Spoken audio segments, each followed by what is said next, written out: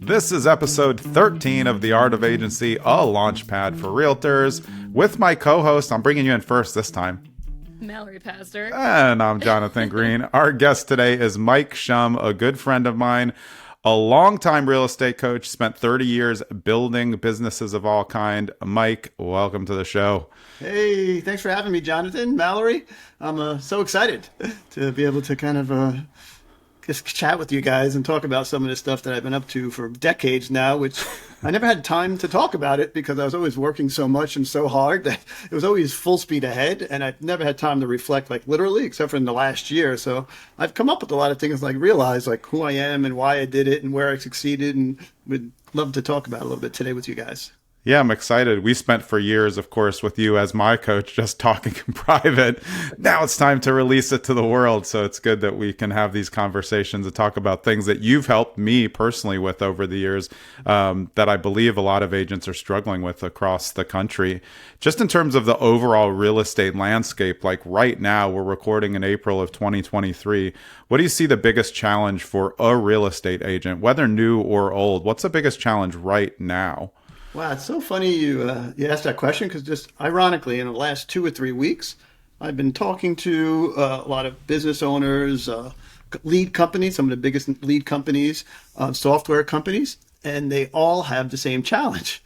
The challenge right now around the country, whether you're a brokerage, a team, solo agent, profitability. Because the market has slowed down so much and people are running their business on slim margins to begin with, you reduce the market by 20, 40%. You are now barely keeping your head above. So the calls I've been getting for the last 2 or 3 weeks, because as you know, the audience probably doesn't, my cornerstone of all my coaching was always building a profitable organization. The size didn't matter, but I wanted you to be making money. I wasn't enamored by top line revenue. When someone said, oh, I'm doing 5 million in GCI, 10 million. And here's why. I literally got a call just a couple of weeks ago from I can't give you too many details, from someone, right, who said, we have a team that we're working with, and I think they need your help, and we want to keep working with them, but if they can't fix their problem, they're going to be gone soon. So I said, sure, have them give me a call. So I was like, hey, how can I help you? Well, here's our challenge. We made somewhere between $9 and $10 million in GCI last year, and me and my partner both kept about $20,000, $30,000 each. Wow. And that sounds like, you think, Mallory, like, oh, wow, that's one instance. I will tell you, because that's a lot. Yeah, there's a lot of teams, brokerages, and such that are very similar. Just they don't post that on social. They tell you how many units they have. They're going to tell you, I made 10 million in GCI, or I'm the real trends list, right? They don't tell you when you get to the bottom line, there's nothing left. Do you feel like a lot of people overhire in order to get stuff off their plate, and then there's no profit left? Well, first, it's not just overhire. It's that I'll give you another observation stepping back. So I've coached, as Jonathan knows, hundreds and hundreds of teams over the years, right? And I realized every single team that came into my schedule for the first time, none of them had a degree in how to build a business. Like they didn't go to Harvard Business School, right? Or Wharton, for example. Number two, how many leadership classes do you think they've taken in their life? Hardly none, right? And then accounting, right? None. So all the key components to running a business, they have no formal training. So essentially they were coming to me like, if I need to recruit or hire, how do you do that? How do you attract them? How do you vet them? And then how do you make them successful within your organization? None of them had formal training on how to do that before they got into my schedule. So they don't even know who to hire. Again, they have no business acumen on how to build a hierarchy of a business from the top down. So who is the next hire? How much should I pay them? And how do I make them successful in my organization? So that's a lot of the reasons why people would come to me in the past, just to help them figure that out. Because they were great sales. Here's the model of what really happened. Jonathan, Mallory, they all started in real estate and they got their license. They took a few classes and they got good at selling homes. And all of a sudden someone said, oh my gosh, you've got like 10 listings or this or that. You need an assistant, Mallory. So Mallory hires the assistant, and then you're going, and then your broker or your coach, whoever you have, says, oh my gosh, who's going to do all the open houses? Mallory, you need a buyer's agent or a showing agent. So you get a couple of those, and usually someone that you're a friend of, or someone in the office that, hey, I need help. Can you come work for me?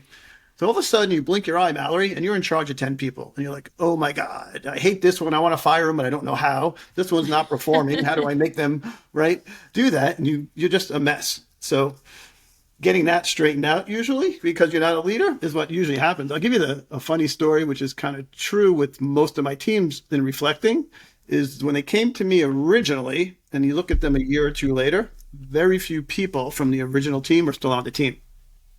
Because now you're implementing standards, right? You're holding them accountable to things. That's the only way to grow a real business. And you never did that before. So they say, Mallory, why do I have to track my numbers now? We never had to do that before. I don't like this. And they will leave. And then you got to create a whole new team with the right people in the right seat doing the right things. And that takes some time. And no one has gotten to my schedule really knew how to do that really well. And that's a lot of things we worked on to scale them. I'm just curious, like we're talking about profitability and I'm thinking like not just for team leaders, but for agents. So I guess I would ask both of you, you know, what are some maybe thoughts behind for first year agents out there? Like how can you be sure that you're at least semi-profitable your first year? Like what are a couple tips that you might have? I have a good answer for that. First is you don't need all the stuff that you see are getting, like they're buying this software, that tool, this solution, all the shortcuts they can find so they don't have to Exactly. do it.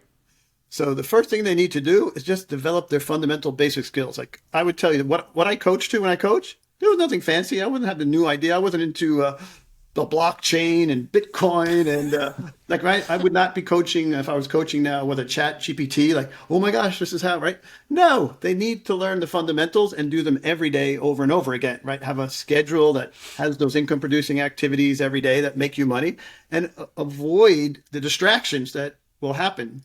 There's two things that will cause you to accomplish or not accomplish every goal. And that is how well are you not distracted from the activity and how convenient do you make the activity?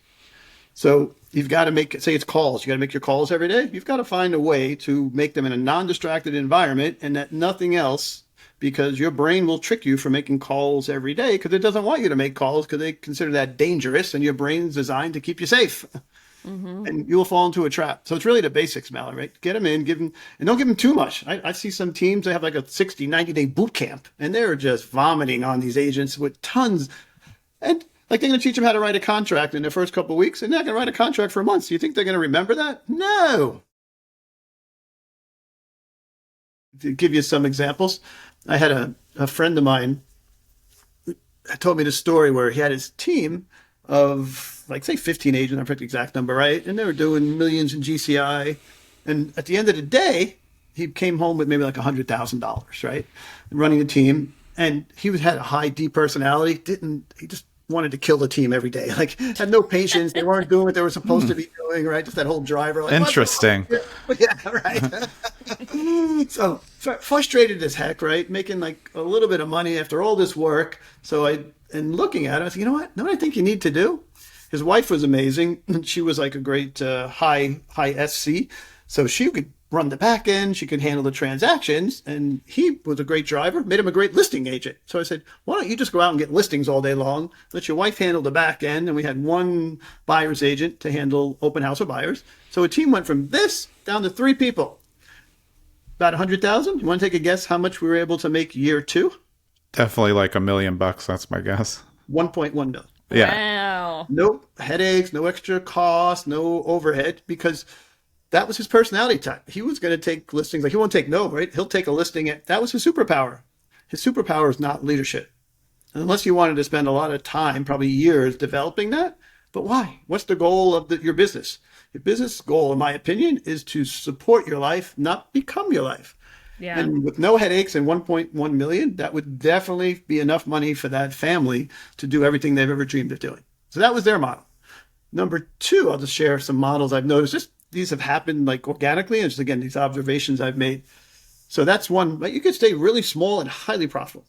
Option number 2 is I noticed I would get agents that were really good in sales, but they needed the help. Like I gave Mallory's example again, but they could lead people, but they still love the sale. They love going on those listing appointments, right? They usually didn't work buyers, but they were middle to high-end listing appointments. And they love that, going up there and winning the battle. And they're never going to give that up. So you have to build a team again, buyer's agent, showing agent, open house on there. But you can still be active. And that model, you can still make $1 million+ easily with that model. And that fits some who don't want to get out of production. That's just their secret sauce. And a lot of times they're the brand of the team, I'll tell you, like locally, like everyone knows them. Rainmaker. Yeah, Rainmaker, just big personality. Everyone in town loves them. They're out and about all the time, and they just bring all the business in. And then there's number 3, which most people talk about, the ones that people are most enamored by because they're on the top of the real trends list or whatever, and they have a bigger marketing budget, so they tell you how great they are every day of the week on social. And those are, I would call it a mega team I've heard, or these are big teams where you're actually a CEO of an organization and you're not in sales anymore, and you're just managing an organization which could have like 50, 100 plus agents on it doing, anywhere from a few hundred million to over $1 billion or $2 billion in annual volume on there. So the first question, you got to decide which one of those models, in my opinion, is your personality that you would see yourself loving to jump out of bed every day and do. Because if you don't jump out of bed and love your job, then following like Gary Vee talk and all that, find something else to do or find a different model to follow, because I'm a big believer in you should enjoy and love every day of your life, and you shouldn't be like, oh my God, I got to go to the office or that kind of thing.